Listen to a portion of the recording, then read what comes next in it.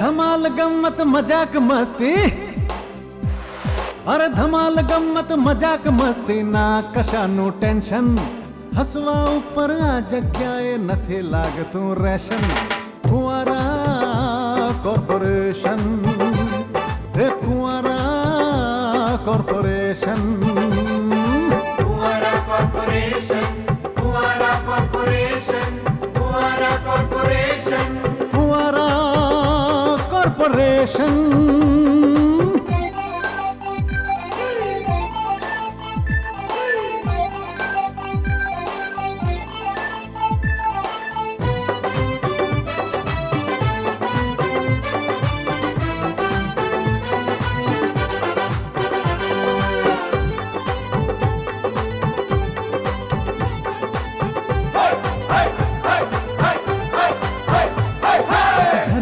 અંદરની ધણિયાણી ધણીની સાથે ઝઘડે, સાહેબ ઓફિસમાં આવીને કારકુન ઉપર બગડે. એ ઘરની અંદરની ધણિયાણી ધણીની સાથે ઝઘડે, સાહેબ ઓફિસમાં આવીને કારકુન ઉપર બગડે. કારકુનની કટકટથી થાકી પટાવાળો બહુ બબડે.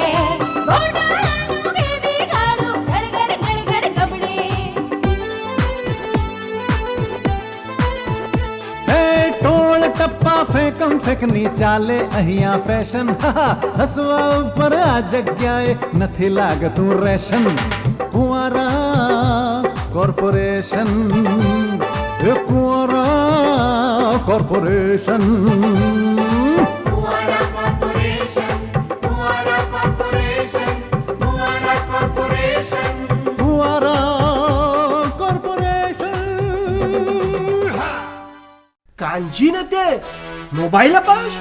ઓફકોર્સ, એને સાંભળવામાં તકલીફ હતી, બહેરો છે, એટલે ગયા અઠવાડિયે પેલી લાઈફ ટાઈમ ઇનકમિંગ ફ્રી સ્કીમનો મેં એને મોબાઈલ અપાવી દીધો. હા હા હા હા, શું અદ્ભુત વાત કરી તે.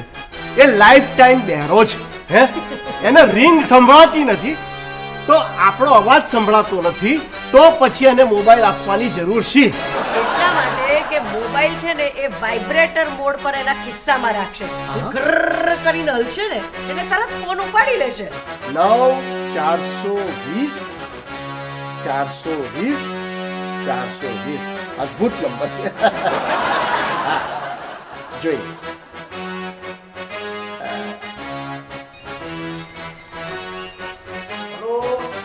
હલો, અલા ભાઈ કાનજી, અલા ભાઈ તું ક્યાં છે ભાઈ? અરે પણ તને અહીંયા આવતા આટલી બધી વાર, મને કેમ દેખાતો નથી? તું ક્યાં છે? પણ આમ હમણાં ફરીને જુઓ તો દેખાય ને. ખરો છે યાર તું. ધનસુખ સાહેબ, અમારી ઓફિસનો એક બાળક એટલે આવીને એક ભાઈ તમને મળવા માંગે છે. હા સાહેબ, એ તમને મળવા માંગે છે અને તમારો શિષ્ય પણ બનવા માંગે છે. પણ આ પેલા તું કોની પાસે ટ્રેનિંગ લેતો હતો? સાહેબ, હું અત્યારે મારા મોટા ભાઈ બળદેવ સાથે રહું છું. બળદેવ. બરાબર, નામ તો સરસ છે. કશો વાત. તું એક કામ કર, બળદેવને મારી પાસે લઈ આવ. હવે અમથાને આપણે આ ઘેર નથી લાવવો ને, હું ચિંતા ના કરીશ. તું શાંતિથી આરામ કર. અને હવે જો આ અમથો છે ને આ ઘરે તો નહીં જ રહી શકે. તું આરામથી મજાથી જા. બસ. કુંવારા કોર્પોરેશન.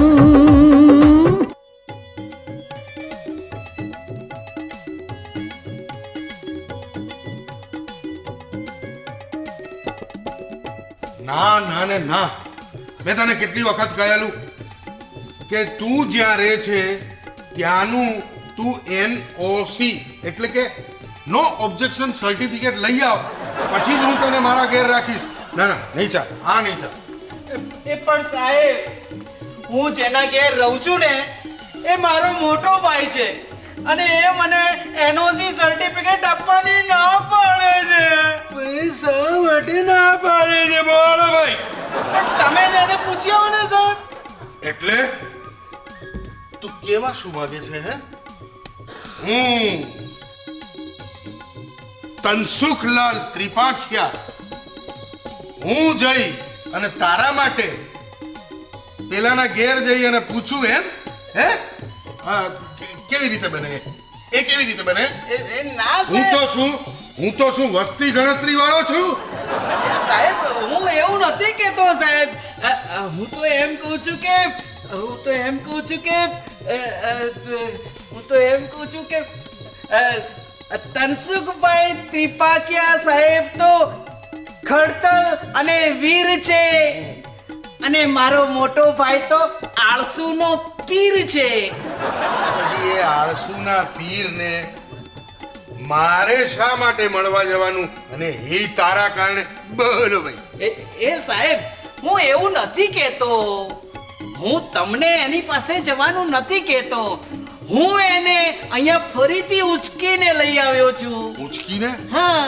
એટલે ઘઉંની બોરી છે કે ઉચકીને તું લઈ આવે? અરે સાહેબ એવું જ છે. આ પેલા વિક્રમ અને વેતાળની વાર્તા આવે છે ને, હા. એમાં રાજા વિક્રમ વેતાળને આમ ઉચકીને લઈ જાય છે ને, એમ મારે પણ એને ઠેઠ ચોથા માળેથી નીચે આમ ઉચકીને લાવવો પડે છે, અને લોડિંગ રિક્ષામાં નાખવો પડે છે. પછી એને આમ લઈ અને પછી તમારી પાસે લાવવો પડે છે. સારું, એ ઘઉંનું કટ્ટું એટલે કે તારો ભાઈ ક્યાં? એ સાહેબ અત્યારે તો છે ને એ અગાસીમાં બેઠો છે. એ તમે કોને તો એને ઉચકીને અહીંયા લઈ આવું. સારું, એ ઘઉંના કટ્ટાને ઉચકીને લઈ આવ.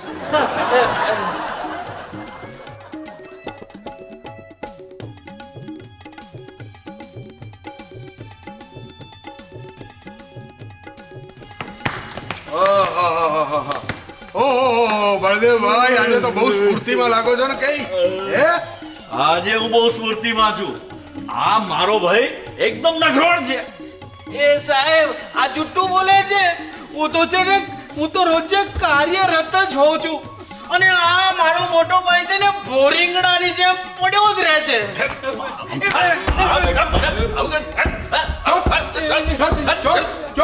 ચોક તમે બેસો બળદેવ. મોટા ભાઈ વિશે તું આવું બોલે છે? હે? આવા તારા વિચારો છે? આવા બાળકને હું ક્યારેય મારા ઘેર ના રાખું. આવા ઉદ્ધત બાળકને હું નહીં રાખું. તું જતો રહે. એ સાહેબ મને સાંભળો તો ખરા. પણ કશું જ સાંભળવાનું નથી. હું તારા ભાઈ સાથે જે વાત કરવાની છે ને એ કરી લઈશ, પણ હું તારી કોઈ વાત સાંભળવાની નથી. ના, ના, તું બહાર જઈ અને મેદાનની અંદર અંગૂઠા પકડ. ચલ જા. કેવો બગાડી મૂક્યો હે? અરે મારો બેટો મને કે એનઓસી લખી આપ. હું એને એનઓસી લખી આપું પછી મારા ઘરનું કામ કોણ કરે? હવે એ ગમે તેટલા ધમ પછાડા કરે ને તોય આ ઘરની અંદર રહેવા નહીં આવી શકે. તું ચિંતા ના કરીશ. હં? આખી મને તો છે ને આપણે લોકો જ્યાં બોટાદની અંદર રહેતા હતા એ જવાનો યાદ આવી ગયો યાર. બોલો ભાઈ, શું દિવસો હતા હે? તનસુખ, શું દિવસો હતા એ ભાઈ, શું દિવસો હતા. યાદ છે ને તને? હે, કેવા ગોલ્ડન દિવસો હતા આપણા. હું ને તું બોટાદમાં આપણે બગીચામાં ફરતા હતા, આરામ કરતા હતા. ઓફિસે ખાલી જઈએ, સાઈન કરવાની, પગાર લઈ લેવાનો, બેસી વાર ઓફિસે નહીં જવાનું. અને હું ને તું બે જણા સાયકલ ઉપર આખા બોટાદમાં ફરતા હતા. ખબર છે તને? બોટાદના બધા લોકો આપણને શું કહેતા હતા? ડબલ ડોકી. યાદ છે ને? અને આપણે બે જણા પેલી સ્ટેશનરી વેચીને એમાંથી ચા ને નાસ્તો કરતા હતા. યાદ છે? મારી શાળાના વિદ્યાર્થીઓના લંચ બોક્સ આપણે ખાઈ જતા, અને મધ્યાહન ભોજનની ઘઉંની બોરી છે ને એ એ આપણે વેચી નાખી હતી ને એમાં જરાક પકડાઈ ગયા એટલે પછી બોટાદ છોડવું પડેલું. આ બધું કોઈ નહીં કહેવાનું હવે. બેસ બેસ. આપણે જૂના દિવસો યાદગાર બના કેટલા ગોલ્ડન દિવસો હતા. અરે યાર શું દિવસો હતા. પેલા ઝાડ ઉપર ચડી ગયો તો યાદ છે હા, અને લખોટી પેલાનો કંચો લઈ લીધો હતો તે. હા, યાદ છે. અને પછી તો તું શું ધમાલ કરતો હતો. પેલા કાકા કેવા લાકડી લઈને પાછળ પડ્યા હતા ઊભી બજારે. શું ગોલ્ડન દિવસો હતા યાર. હવે આવા ગોલ્ડન દિવસો ફરી લાવવા પડશે હો. ફુવારા કોર્પોરેશન.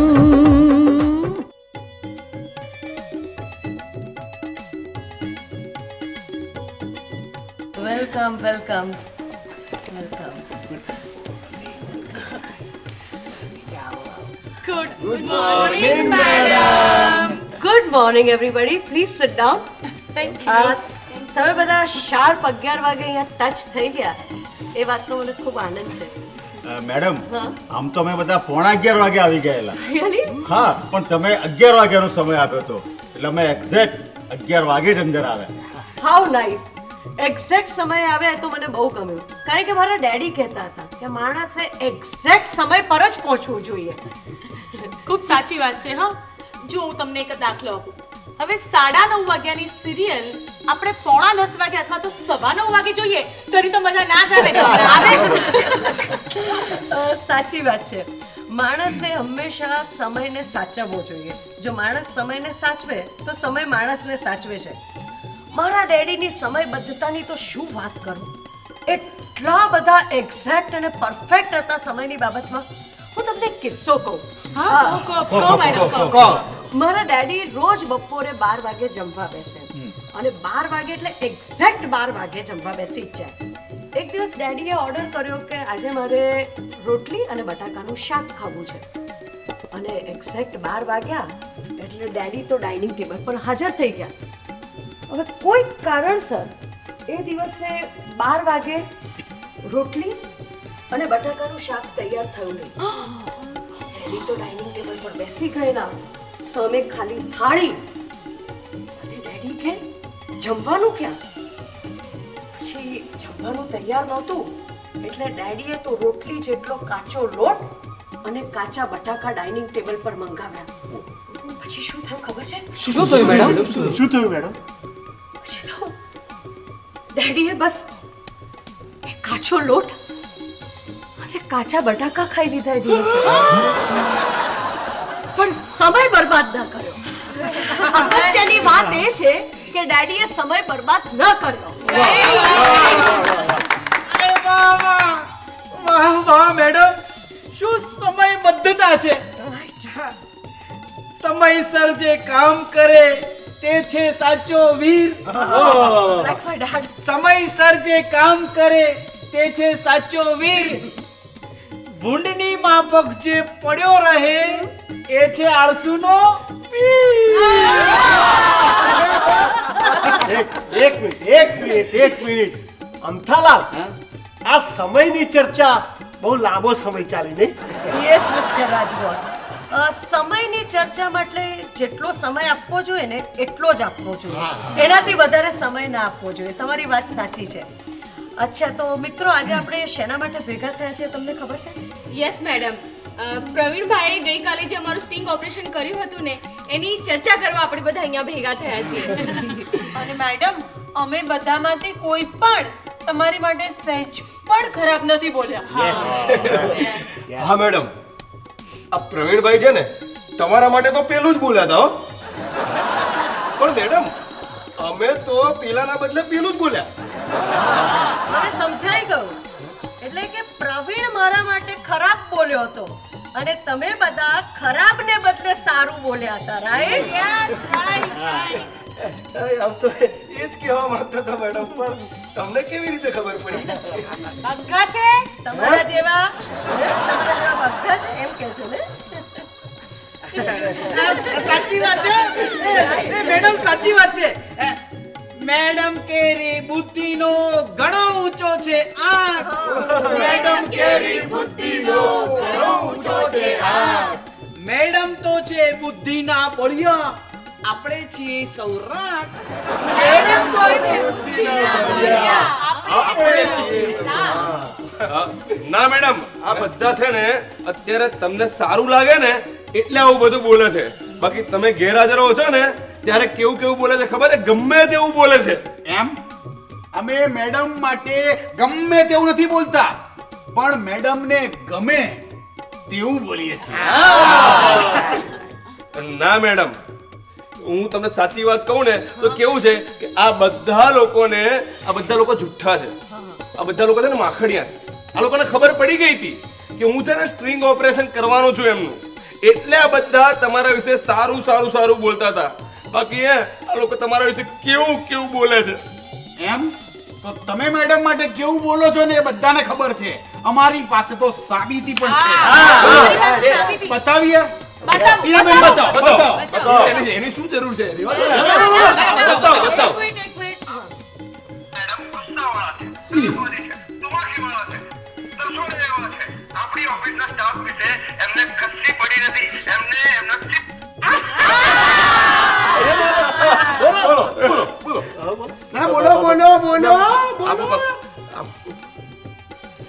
મારે કંઈ જ સાંભળવું નથી. જો પ્રવીણે મને ગઈકાલે કેસેટ આપી, એ મેં મારી જાતે જોઈ છે અને સાંભળી છે. તો મેડમ, તમે સ્ટિંગ ઓપરેશનની જે કેસેટ સાંભળી અને જોઈ એ પછી મિલોડ આ અમારો આખો સ્ટાફ તમારો ચુકાદો સાંભળવા માટે આતુર છે. બોલો. વેલ, આખી સ્ટિંગ ઓપરેશનની કેસેટ જોયા અને સાંભળ્યા પછી ફુવારા કોર્પોરેશનની આ અદાલત એ નતીજા પર પહોંચી છે કે પ્રવીણભાઈ જે કંઈ બી બોલ્યા એ એમની વાત સાબિત કરવા માટે દબાણમાં આવીને બોલ્યા હતા. એટલે આ અદાલત એમને નિર્દોષ જાહેર કરી બા ઇજ્જત બરી કરે છે. જય હો કુંજબાળા બેન, તમને જય હો. તમારા ન્યાયને ધન્ય છે, ખમ્મા છે. અને સ્ટાફ બોલો, કુંજબાળા બેનના ન્યાયને ખમ્મા છે. અમ્મા નહીં, ખમ્મા. અને કુવારા કોર્પોરેશનના આ સ્ટાફ માટે આ અદાલતનું એવું માનવું છે કે સ્ટાફે જે કંઈ પણ બયાન કર્યા એ કોઈ પણ જાતના દબાણ વગર કે કૃત્રિમતા વગર ખૂબ નિખાલસતાથી પોતાના બયાનો રજૂ કર્યા છે. માટે કુવારા કોર્પોરેશનની આ અદાલત આખા સ્ટાફને નિર્દોષ જાહેર કરી બા ઇજ્જત બરી કરે છે.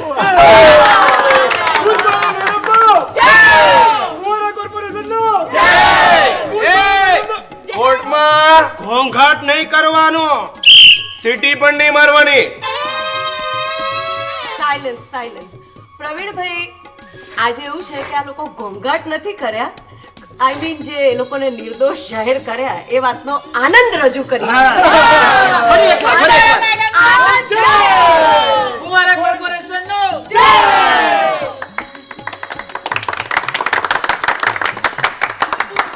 પાર્ટી શરૂ થઈ ગઈ ને મોમ, અમે લોકો લેટ પડ્યા ને. મમ્મી, અમે તમને કહ્યું હતું કે સ્ટાફના બધા જ મેમ્બર આવી જાય, પણ અમારા વગર પાર્ટી શરૂ ના કરતા. માય ડિયર, હજી પાર્ટી શરૂ થઈ જ નથી. પાર્ટી તો હજી હવે શરૂ થશે. તમે લોકો બધા ટાઈમસર જ છો.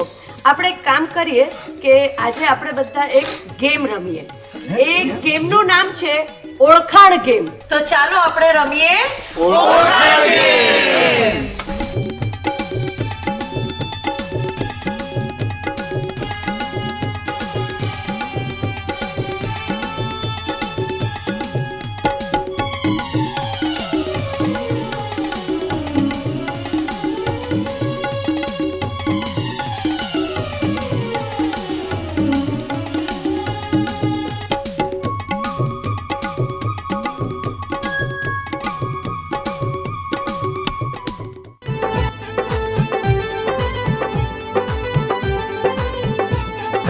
धमाल गम्मत मजाक मस्ती, अरे धमाल गम्मत मजाक मस्ती ना कशाનું ટેન્શન. હસવા ઉપર આ જગ્યાએ નથી લાગતું રેશન. ફુવારા કોર્પોરેશન, હે ફુવારા corporation. Fuara Corporation, Fuara Corporation, Fuara Corporation. Corporation.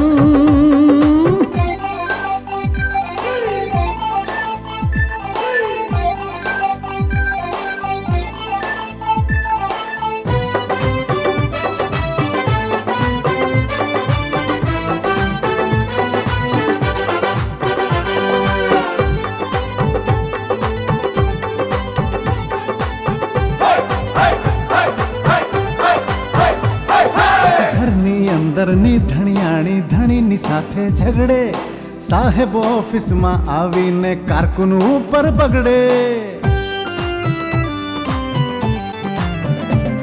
એ ઘરની અંદરની ધણિયાણી ધણીની સાથે ઝઘડે, સાહેબ ઓફિસમાં આવીને કારકુન ઉપર બગડે. કારકુનની કટકટથી થાકી પટાવાળો બહુ બગડે.